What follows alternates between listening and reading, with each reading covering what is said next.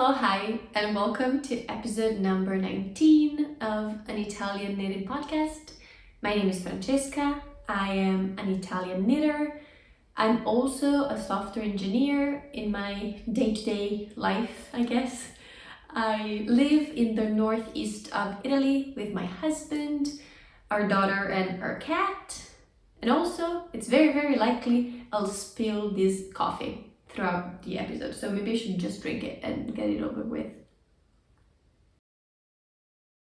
Okay, cool. Thank you for waiting. Also, thank you for waiting for this episode to actually come into fruition. It has been a good amount of weeks since I recorded and posted.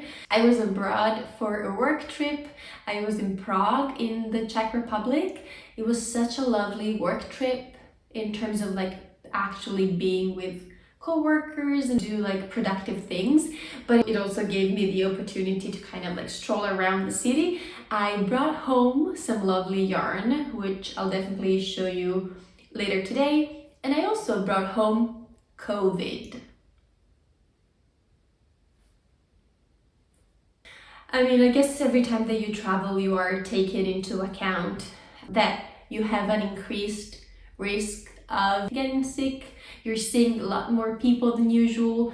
So it didn't surprise me really that I was sick the week after my work trip. I had a very mild case. No fever, no throat ache, just cold symptoms. No one else in my family got sick. It could have gone way worse. So anyway, I'm now back and I have quite a few things to show you. First thing is it the only finished object? No, but it is definitely the biggest finished object that I have for you today. It is my Anna winter sweater. This is by the Knitting Deer, who is Louisa, and it was a test knit. I knit this up in soft Lama by a brand that I will not pronounce for your sake, for the sake of your ears. It is 100% Lama fiber, which was 100% the first time that I've heard about it or that I tried. And it is the yarn that's used in the original sample, and it's the yarn that is recommended in the pattern itself. And since I was able to find it in one of the online stores that would ship it to me for a reasonable amount of money, I went and picked the official yarn, and I can say that it's as soft as it feels in the ball of yarn. The only kind of thing on my mind is that it'll peel for sure. It is so soft that there's no way that this is not gonna peel more than your regular 100% wool. So we'll see. I'm keeping my eyes open. I actually used it at least 4 or 5 times, and it still looks pretty good. It came with me on my work trip, and I actually brought only hand knit sweaters on my work trip. It became a running joke that I was forcing them to compliment my sweaters every day. So yeah, this was one of those sweaters on my work trip. The cool thing about this design are the crocheted stripes. So other than that, it is a well-fitting raglan with a double folded collar, and you have these stripes which I think really add a lot of interest. The stripes are made in a contrasting color so that they really stand out. Maybe if you look from afar, it could just be a round of knitting in an opposite color, but if you look very closely, the direction of the stitches goes in the opposite direction compared to the knitting. So the knitting goes kind of straight down, but the crocheting goes across. So you have the V's of the stitches going in opposite directions, which I found very cool. And they were super easy to crochet, even though I am 100% not a crocheter. I have mentioned this before. And I'm thinking that now that I've learned the technique of the crochet stripes, I might apply it to other patterns as well. I'm picturing a simple maybe raglan t-shirt or raglan sweater plus the stripes, and I'm thinking that I'll try to make them in the same color. Would that look too boring? I don't know. I feel like you would still be able to see the texture and the different direction of the stitches, even if they were in the same color of the background. I don't know. I might try. I'll swatch. The answer is always either swatching or blocking for any knitting questions. But anyway, I'll swatch and see if crocheting the stripes with the same color of the background is cool enough, or if you need to use like contrasting color, which is what I did in this sweater, following the pattern directions. The folded collar, I actually finished the collar, bound off, and then folded inward and sewn down the stitches with a regular needle, versus what the pattern recommends, which is also I think what most of the patterns recommend, which is binding off the collar at the same time as you pick up stitches from the inside of the collar. So I think that's too much for my brain for some reason, doing the bind off while also picking up stitches from the inside. That is too much for me, so I didn't do that. I finished the collar and folded inward and sewn it down. The test knit was lovely. We had an Instagram group, which is always my preference for test knits. Kind of like you chat with other people, you send pictures of where you're at in the pattern, you ask questions. The only thing that didn't go perfectly according to plan is that for my size specifically, the amount recommended for the first color, so for the green in my case, wasn't enough for me to do the yoke and the 4 recommended crochet stripes. As you can tell here, I have 3 across, so sleeves and body, so it looks pretty consistent. I feel like if I didn't tell you that the correct amount of stripes is 4, you would not have noticed that they looked kind of off, right? I think so. I don't know actually. And so what I've done is, with the amount of yarn that I had, I comfortably knit 2 stripes across every direction, so sleeves and body. And I think I was able either to do like 1 stripe on 1 sleeve, I don't know. So I was like, ooh, I just need to make the stripes the same amount at least, which was my goal. I just need to be able to finish like the 3rd one on the body and 1 sleeve. And so what I've done, you know this already if you watched my last episode, but I harvested. I like using the word harvesting for some reason. But anyway, I harvested a little bit of green from the inside of the folded collar.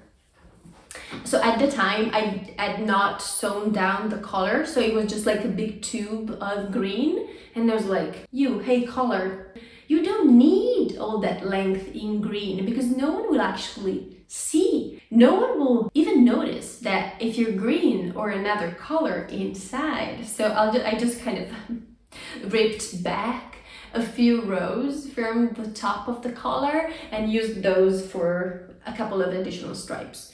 Again, my intent was just to make them look even across the sleeves and the body. I didn't really care to do much about the fact that they were not the proper amount that was recommended in the pattern. Maybe I'm not a super precise test knitter. I just didn't want to order an extra ball of yarn just for 3 stripes. I don't know. Don't judge me. And I think for my height, the number of stripes, I think, actually look pretty balanced.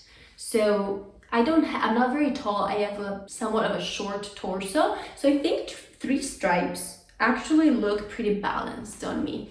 It could just be an excuse, maybe, to trying to find an excuse for not ordering an extra ball of yarn. But I know this is what I'm telling myself. So I did 3. If you buy the pattern or if you see official pictures or pictures from other testers, you'll most likely see 4 stripes. And I gave the feedback to the designer, so she took into consideration in terms of the amount of yarn that is needed, and you can already buy the pattern. It has been out for a few weeks, I think. So you'll find the testers' versions, but also probably already other people's versions if you're looking for inspiration. I've seen a couple of finished objects where the darker color is actually the one on the body and the sleeves, and people have used like a lighter color as the yoke. So kind of it's inversed compared to what you're seeing on me right now. It looked pretty cool. And for probably the first time, no, maybe second time, I don't know, in my life, I did a proper Italian bind off for sleeves and also for the body. And I really like the 2 rounds of double knitting before doing the sewn tubular bind off. I've done sleeves, I guess cuffs and bodies, where I only did the sewn bind off, like tubular bind off, without the 2 rows of double knitting, and they don't look good to me. They flare out, and I feel like instead the double knitting before you actually bind off makes it neater and, I don't know, more professional. And the 2 rows of double knitting are just, you continue kind of the 1 by 1 ribbing that you're doing, but instead of actually performing all the stitches, so knit 1, purl 1, knit 1, purl 1, you do 1 round where you only knit but you slip the purls, and the final round you actually do the purls but you slip the knit. I'll gladly link tutorials down below or articles or instructions. I think it's really cool. I've resisted it for the longest time, like years. I had been hearing people talking about this amazing Italian bind off. It's the best thing ever, blah, blah, blah. I think now I'm sold, and I think this is the method that I'll be using by default for the foreseeable future. I'm looking on the side to see if I actually did this in the object that I have in progress. I think so. So we'll see. Let's move on. Second finished objects, I have a couple of headbands. These are part of another test knit, a very quick one, as you can imagine. This is the It Bigger Headband by knitsandfika on Instagram. I follow her, she's amazing. I didn't know she was a designer as well. I just kind of admired her finished objects. She's a lovely knitter. She uses like color in a very interesting way. I was already following her on Instagram, and I saw that she was looking for testers for this super petite and dainty pattern. I was like, yes, I'll do that. The interesting thing of this headband, which I should try on for you right now, is that it has cables. It has actually 1 cable running throughout, and it gets a little bit bigger, a little bit smaller throughout, very gradually. And the reason I chose to test knit this is not that I really needed a headband. I don't know, I don't wear headbands that much, but I really wanted to try cabling because up until now, I had not cabled anything in my life. In the same way I have not tried color work yet. I also had not cabled before, and I wanted to see if I liked it. I don't know if I love the look of like a fully cabled sweater. I don't think that's my style or my preference, but I really wanted to see if I liked cabling, because in that case I can try to find like a nice cabled sweater that's not too cable-y, something cabled but not too much. And yeah, so this was like a first taste test to see if I liked it. And no, I did not like cabling, so I will not do a cabled sweater anytime soon. I'll try this headband in the meantime. I apologize if it doesn't look perfect. I do not know how to wear headbands. I'm trying to look at myself in the mirror, but I think you get the idea, and I will post here pictures or all the information down below so that you can actually find good pictures of this headband.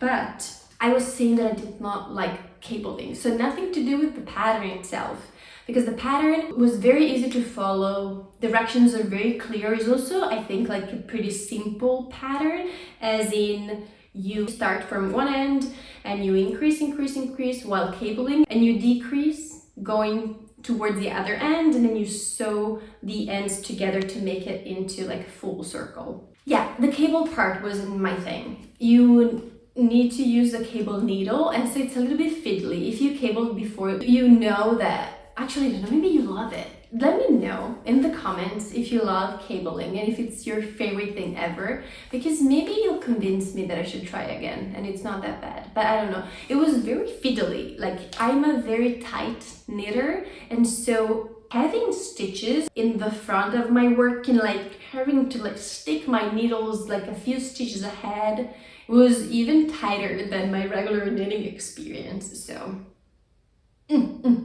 as I mentioned, I don't think I'll plan a cabled sweater or cardigan anytime soon, but I was so glad that I gave cabling a go, and I have a headband now. I actually have two headbands. The one that I'm wearing, I knit with Drops Lima. This is like a gray color. I don't know if it's a medium gray. And this is clearly like a full ball of yarn, but I had a teeny tiny ball of 10 grams sitting in my kind of leftover, it's not even a leftover section. I have leftovers kind of sprinkled around my office. But anyway, so I wanted to use those 10 grams and make them into something, and so it was a perfect chance. And again, 10 grams is everything that you need for this headband. And while Drops Lima is a wool and alpaca blend, the second finished object, I guess the second headband I produced is actually done in my absolutely favorite summer yarn, so Sandnes Garn Lina, which doesn't have any wool nor alpaca, and it's not really stretchy. So while I do like the headband and the colors, this was a leftover from my Soho top. So it's a very lovely green, shade of green. However, this is a little bit more summer appropriate. Yes, it won't make you sweat from the wool and the alpaca. However, it's not as stretchy, and I feel like the limitation here is that it'll kind of get too loose for your head and maybe fall off after like a few wears. I'm not sure if that's true or if it's just in my mind, but I plan to use this at the beach this summer and see how it goes. I think another good use of headbands is washing your face in the morning. I think I'll get use out of these, and I mean, I did like the pattern enough to make two, so it's not that I completely hated the cabling experience, but I cannot do more cabling than this amount. I'll gladly try the green one on for you as well. Did you enjoy my posing with the gray one? Yeah, I don't know, it's very convenient, very quick. It took me a couple of hours to make each headband. So if you're interested, you can get a hold of this pattern. It's already out. It has been a few weeks, similarly to the sweater I'm wearing. I'm kind of behind into promoting and advertising the patterns that I test knitted. But yeah, I posted on my Instagram, so I feel good about myself. Okay, back to natural hair that have not been brushed. Those were my finished objects. I would love now to show you my in-progress things that I've been working on. So, first one, I had not officially started before my last episode, so you've only seen teeny tiny swatches of this garment, but now I can actually show you a slightly better looking version, or I guess more completed version at least. This is my Corran Cardigan by Rebecca, or the Creabea. She has a podcast here on YouTube. I'll link everything. And this is a test knit as well. I've been in a test knitting binge. I have one more test knit for you actually. And it is a heavily modified version of the cardigan. Rebecca is, I think, very graciously agreeing to modifications that test knitters want to make, and I've seen that before, and I think that's so cool, because every heavily modified version that I see on like any designs that she puts out actually catches my interest quite a lot, because I always think, oh, it's easy to modify, and then you can make something that fits yourself even better than the kind of official pattern. I don't know, it's really tempting to me whenever I see like a heavily modified version. So this time around, I am the one with the heavily modified version. And the cardigan is intended to have like a regular length, maybe like even a little bit cropped, and you can choose between short sleeves or long sleeves, and between a V-neck or like a regular neck, like a round neck. The pattern is still in testing, so you cannot buy this one yet, but you'll be able to do that soon in April. I'll try this on and see how it looks. Hopefully it's wearable enough so that you can get an idea of how the fabric looks like, because it's pretty cool. It's a lace pattern that it's not too lacy. I think this is the best definition that I can think of. You can clearly see that it's lace. It has yarns over and like actual holes in the fabric, but it's not like too much of a spider web effect, which I don't particularly love. So it's like dense enough to cover your body and be like an actual garment, but also it's interesting because it's a little bit holy. Anyway, back to the trying on the in progress garment. Can you see anything? I always have the issue of, I don't know what part of myself are you seeing? I don't know. And yeah, maybe you can see the stitch pattern a little bit better. It is very lovely. I made it in Sandnes Garn Lina in a very lovely kind of a green, foresty green color, moss green color. All the samples that Rebecca knitted, I think, are actually in wool, so more of a winter fiber, winter yarn. However, I really envision this cardigan to be like a super chill, relaxed summer cardigan. I don't have any summer cardigans. I think maybe I have some that are store-bought, but they're pretty heavy. Maybe they're like knitted with like very thick yarn. So this is perfect. This is like custom to my tastes. So lightweight enough fabric and lightweight enough yarn. I customized the length, which was actually very easy to do because you just knit up to a certain length and therefore you can adjust that length, right? The thing that I didn't particularly love, this is knitted bottom up in terms of the body of the cardigan. So the body is actually bottom up, and then you do the sleeves actually, I was about to say as normal, but I don't think that's the right way to say it. But like I meant to say that you pick up stitches at the armhole and then you knit the sleeves down. So sleeves are not a problem. You can always try the garment on and see how long you want the sleeves to be. However, for the body is a little bit trickier because you just measure and then you start doing the neck shaping and the shoulder shaping, and you cannot really like officially try it on before you decide what's the length that you want to go with. But I think it was very, very doable. I mean, you just knit a certain length and you hold it close to your body, or you can also actually compare to an existing cardigan or garment that you have and decide the correct length that way. So yeah, so in my case, sorry for all the ends sticking out, but yeah, in my case, I wanted a loose, long, flowy summer cardigan that I envision wearing with shorts, like jeans shorts, that type of vibe, maybe like a camisole when I am at the beach and I'm kind of like, I'm done with my day and like I'm going up and maybe like have a drink.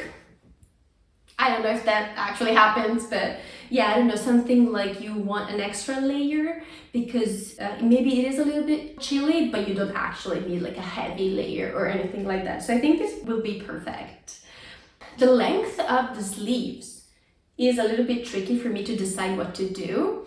And again, this is because I'm heavily modifying the pattern. So I'm not just like actually following the pattern, because that would have been better probably and more like easier. In this case though, I really wanted this long summer cardigan. So for the sleeves, I think I want them a little bit shorter. I actually don't know yet, so I will not say anything. But I'm thinking I'll do something in between the current two sleeves that you're seeing, and that could be like a good length for my sleeves, for my summer cardigan sleeves.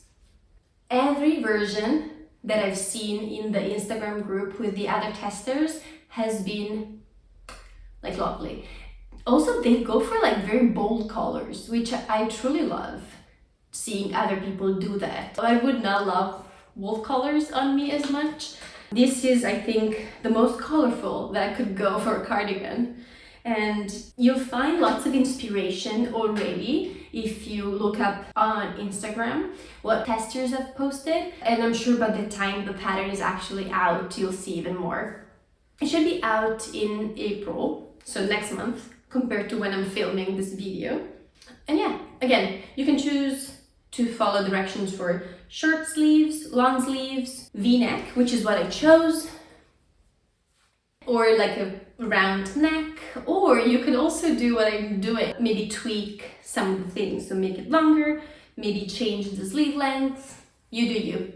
I'm planning to finish this next week. Today's Sunday, so maybe I'll do some more work on the sleeves, but probably I need to borrow some time for next week in order to actually weave in ends and block it and do like finishing. But it looks very good to me. I'm very happy. I also love the color. I think it's a win-win situation. Do you mind if I keep it on while showing you other things? I think that's usually my style of just keeping whatever I tried on last and finish the episode. I hope that's okay for you. I mean, you can not really have any impact on my decision because you're watching this after I actually recorded this, so enjoy me wearing this half-finished cardigan. Second, work in progress. This is another test knit. So this is the fourth test knit of this episode. Are you tired yet? Probably you are. This is the Coffee Sweater Mini by Martine. She's kfb.studio on Instagram, and this is definitely not for me. I don't know if I have to specify this. This is for my daughter. So this is a children's pattern that goes from very, very tiny human beings up to like teenager sizing, and I love it. I mean, it's in this sweater vest phase, so it's not actually yet a sweater, but you can envision the sleeves and it's done. So it actually was very, very quick to knit. It has quite a lot of twisted rib, both in the body, the collar, and like the edges. That's a lot of twisted rib. It's not my favorite to knit. It is my favorite to look at though. So I did it. I forced myself through the twisted rib in order to make it look very cool for my daughter. She chose the color of the yarn. I had no impact, unfortunately. I'm saying this because I don't love pink very much, but she does quite a lot. So I'm happy that she picked the color that she wanted. The size that I'm knitting is the 3 years old, and my daughter is a little bit younger than 3 years old, but kids grow so fast anyway. The pattern is actually oversized to counteract the fact that kids grow quite a lot, so you actually have a good amount of positive ease. So hopefully the kid will wear the sweater for maybe an extra year or so, like a few more months. It's very textured. I quite like it.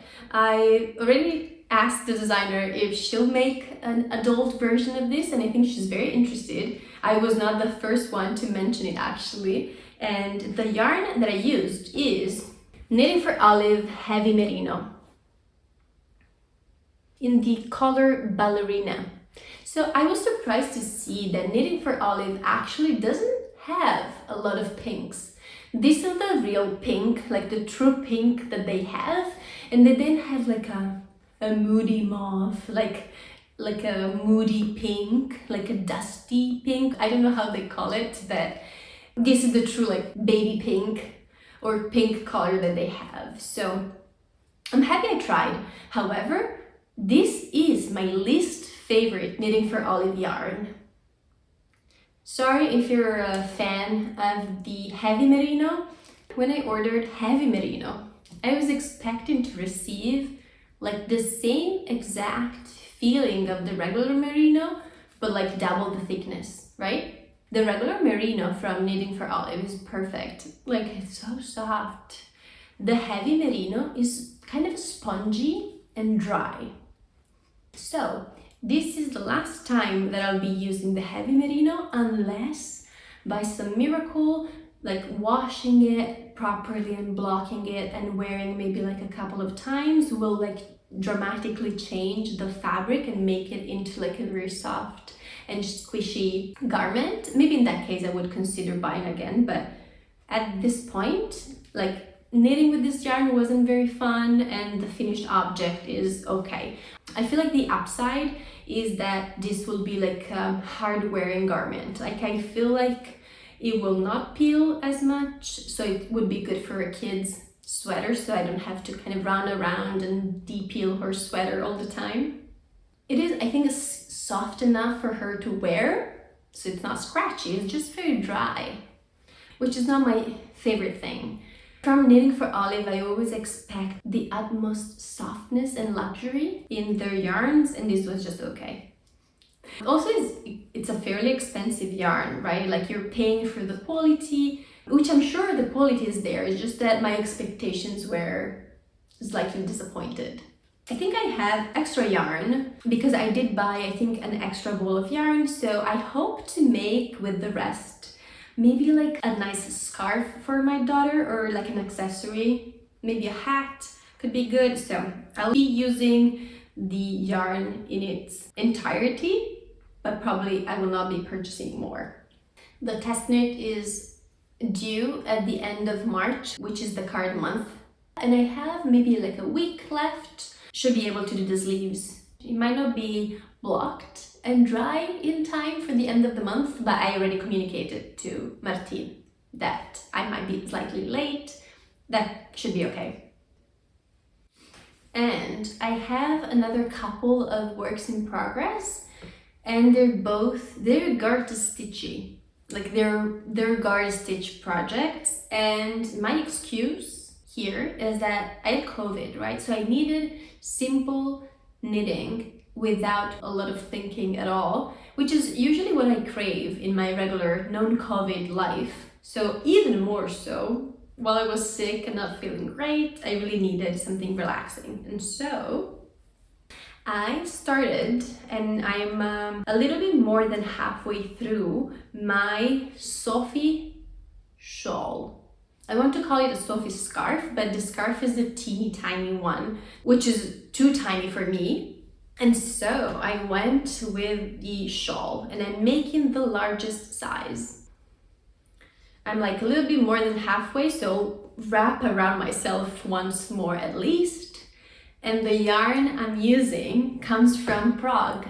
It comes from a store called WoolPoint, which I found randomly, like looking on Google Maps, and I was like, what's around in a walking distance from my hotel that I can get to easily? And I found them, and the store is lovely. It actually was a little bit of a hike to get there, as in like an incline, like the road was on a little bit of an incline, and I never check inclinations on Google Maps for some reason. Like, I always just look, what's the distance between point A and point B? Okay, it's 2 kilometers. 3 kilometers, okay, I can do that. I never look at the incline, so I was surprised I had to go on a little bit of a hike, honestly. But it was good because at the end I could reward myself with yarn. So what I bought at the store was CaMaRose, HØST, which is a lovely, like a variegated, very, very soft yarn. It has some cashmere content as well, and I'm pairing it with Filcolana Tilia, which I also bought at WoolPoint in Prague. This is a mohair yarn. I've actually tried this before in the same exact color. For some reason, this dye lot that they had at the store has like a core, like the silk core, that is a little bit more like goldeny, while the yarn that I have at home in the same colorway, the core itself is more of a taupey light truffle color. I don't know if you can tell anything, but this is my excuse for the fact that I did not notice that I already used and have at home the same colorway. But yeah, it was such a perfect combination with the CaMaRose that I was like, yeah, these are perfect. They didn't have enough yarn of this one to make it into a sweater or cardigan. And so I just bought all the quantity that they had, and I was like, I'll figure out what to make with this. I'll do a shawl. And when I got home, I noticed that the amount of yarn that I had was the exact amount of yarn that I needed for a Sophie Shawl, the biggest size. And so I was like, I'll do that. It seems like a simple enough project, and it was very, very good for my COVID days. I don't know if you know about the construction of the Sophie family shawl and scarf, but like you have increases on one side of the shawl. I think I can say this. I will not say like how frequent the increases are, but you have increases, right? Like throughout this accessory, you have increases. And so I've heard people saying it's not super mindless. Even though it's garter stitch, you still need to keep track of how many rows you've done, or like when is your next increase.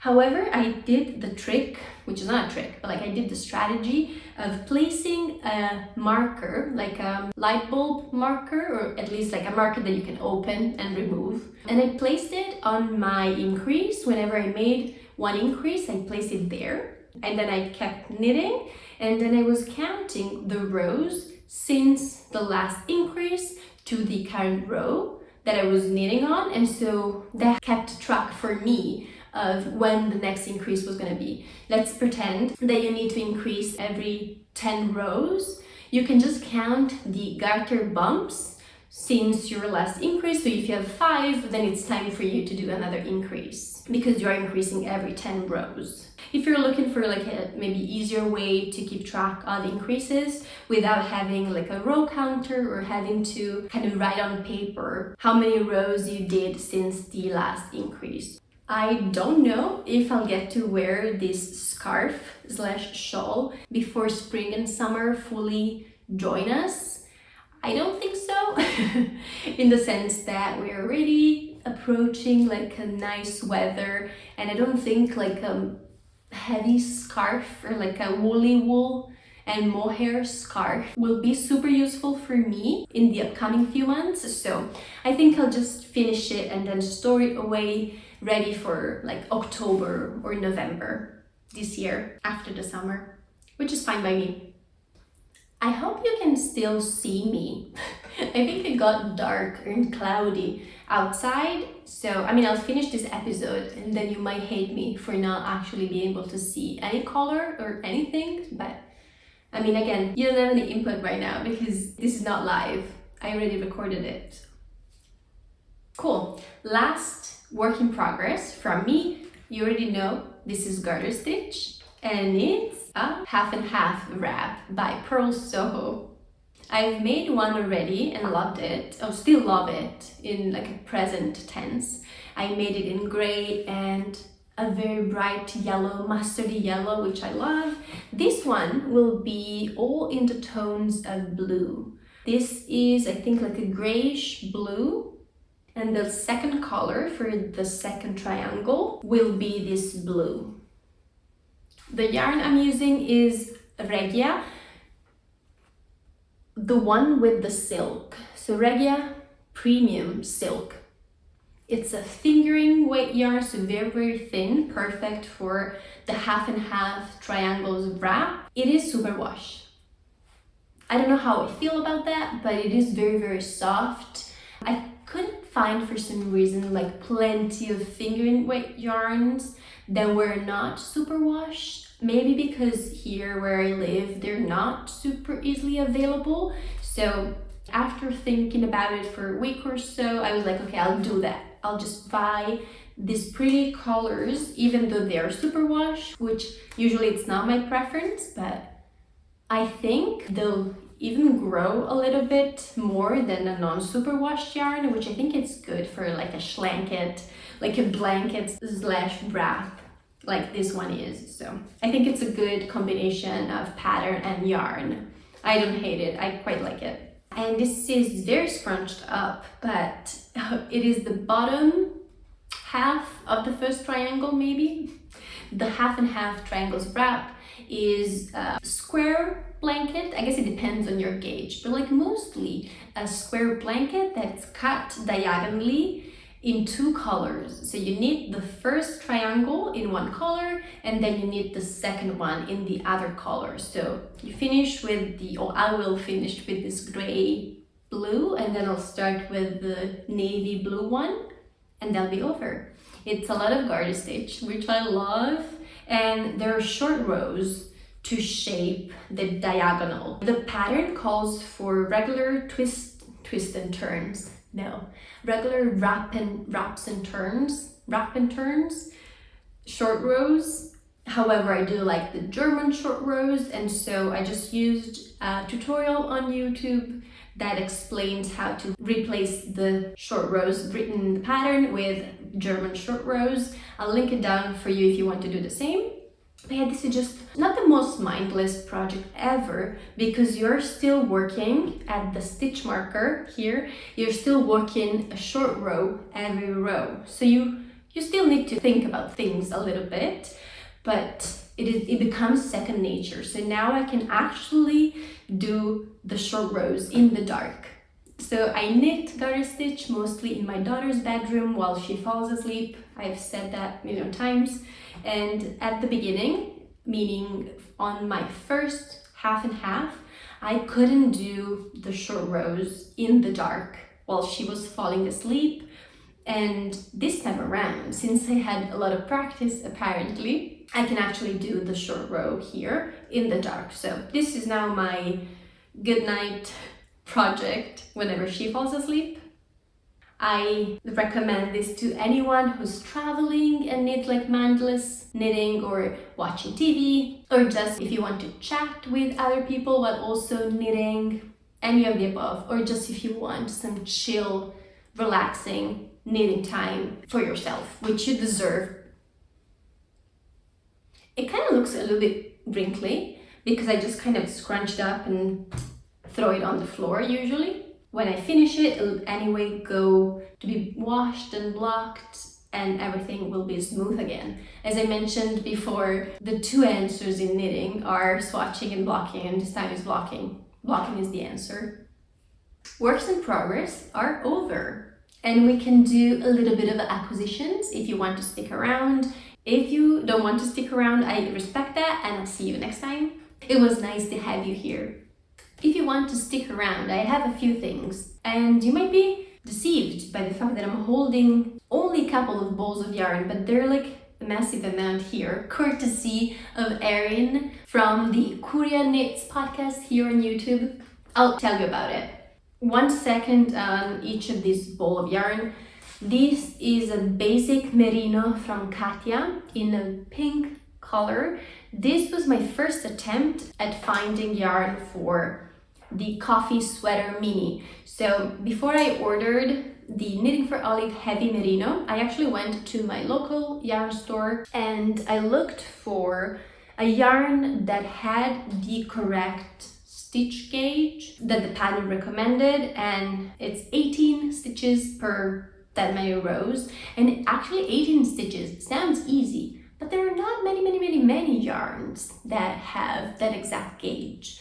You'll find, I think, a lot of 21, 22 stitches per 10 centimeters, or a lot of like 15, so like a bigger gauge, like a thicker gauge. 18, it's kind of in the middle, so my local yarn store actually did not have any yarn that held single gave that stitch gauge. So based on the advice of the owner of the store, I bought just 1 ball of a pretty pink that my daughter would have loved, or guess would love. She's still gonna receive some accessory in this yarn, I think. And the strategy was gonna be to held it double and swatch with it. Nowhere near 18 stitches per 10 centimeters. It went up to like, 14, 13 stitches per 10 centimeters when I held it double. So I mean, this was a wild attempt, didn't work. So this will become a hat for my daughter, most likely. And the other bowl that I was holding in my hands is the Lane du Nord Poema. It's a color-changing cake of yarn. I am that person who, when sees color-changing yarns in store or online, is like, no, I don't want it. And so it's surprising to me that I was actually craving this color changing yarn. And the excuse is that I saw this knitted up in a beautiful shawl, super pretty lace shawl by Giulia from Un Po Sauvage. She is an Italian designer who I follow on Instagram. She sells knitting patterns that she designs herself, but also sells her knitted items. And so she has always a lot of knitted samples, knitted shawls or garments that she then sells on her website. And so I kind of saw this as a finished piece, all color changing goodness. And I asked her immediately, where should I buy the pattern and what yarn did you use? And so this was the yarn, which I was able to order online and get delivered to me. And I did buy the pattern, the shawl pattern. I'm actually not sure if I'll make that exact version of the pattern. I think I will simplify it a little bit because I don't want to purl that much or do like complicated stitches. So I might do like a simplified version of the shawl that I got from her. We'll see.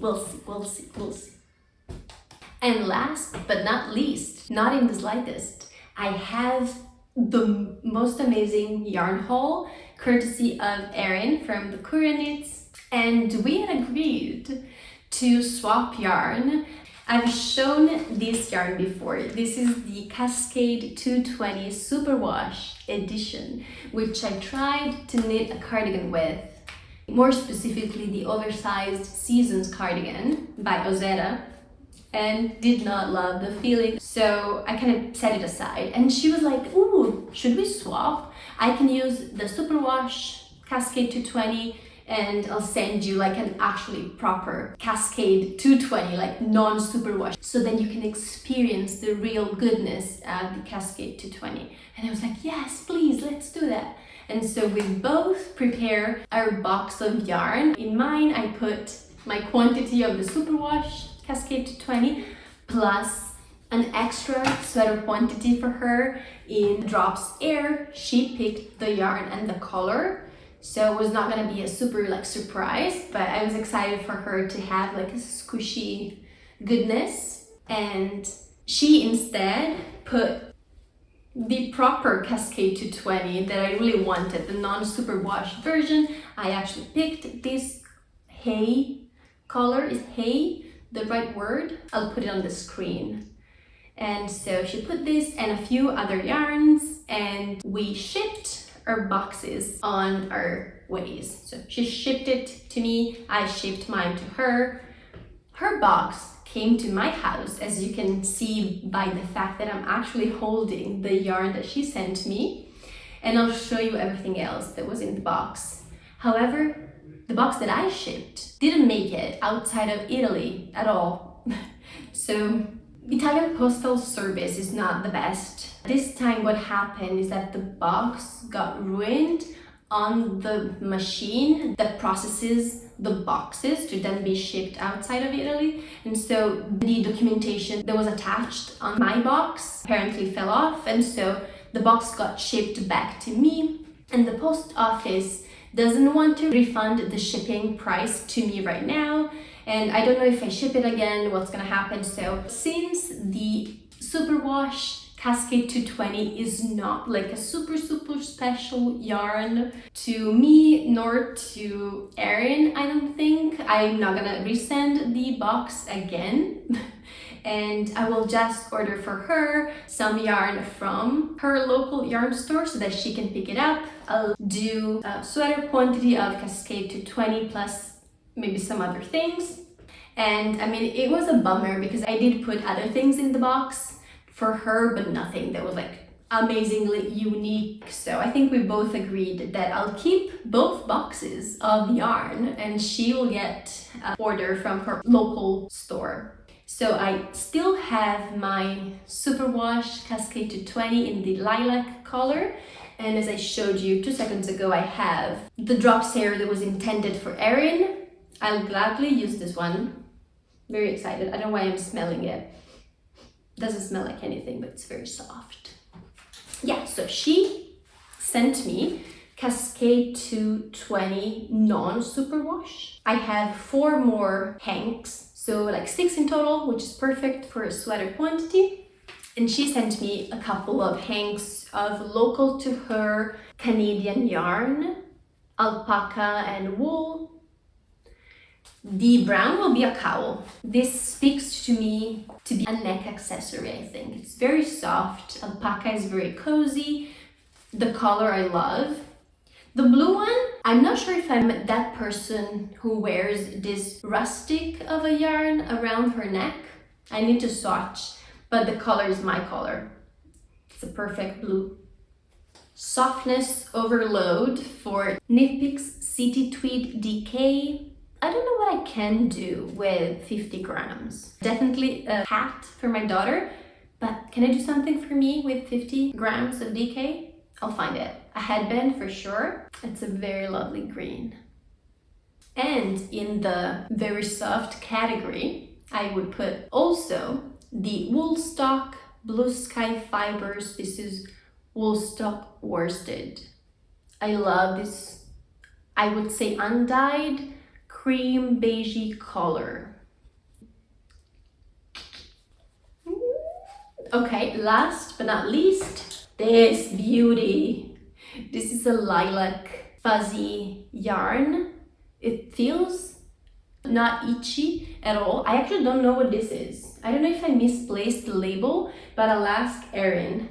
I want to say that I could pair it with the famous Cascade 220 Superwash and make something so that it's not as superwash of a feeling on my skin and on my hands while knitting. So maybe I can hold them together. I'll have to ask her for advice. If this is not a good pairing for some reason, I think I could just do a shawl, like a very pretty, delicate shawl / scarf with this. Cool. Thank you for sticking around, for waiting for this episode to come out, which has been many weeks. I hope to see you very soon. Thank you. Bye.